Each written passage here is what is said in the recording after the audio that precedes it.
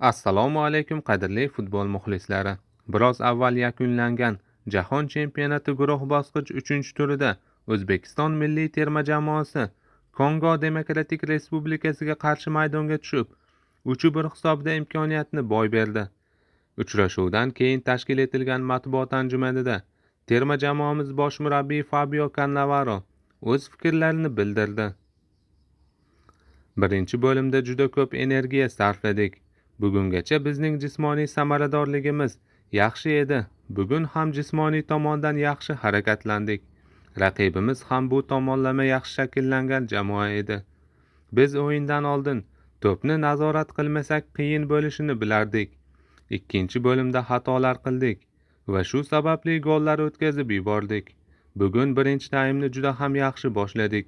Ko'plab imkoniyatlarga ega bo'ldik. Ikkinchi bo'limda esa xatolar qila boshladik. Bu musobaqa men uchun ham, futbolchilar uchun ham katta tajriba bo'ldi.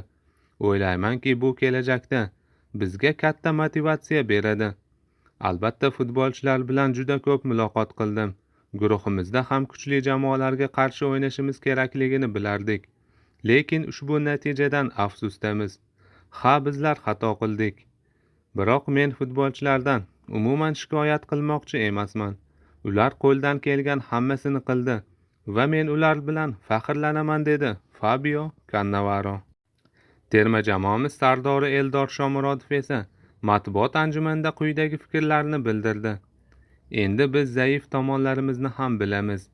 Jahon chempionati darajasida o'zimizni sinab ko'rdik. Kolumbiya va Portugaliya o'yinlari esimizda qoladi. Agar biz 0 ochko to'plagan ekanmiz, demak bu bizning o'rnimiz. Endi asosiysi o'sish. Muxlislarni xursand qila olmaganimiz uchun ulardan uzr so'rayman, dedi Eldor Shomurodov. Eslatib o'tamiz, O'zbekiston milliy terma jamoasi o'zi uchun tarixiy jahon chempionati K guruhida Kolumbiyaga 3-1, Portugaliyaga 5-0, Kongoga 3-1 hisobida imkoniyatni boy berib, guruhda so'nggi o'rinni egalladi.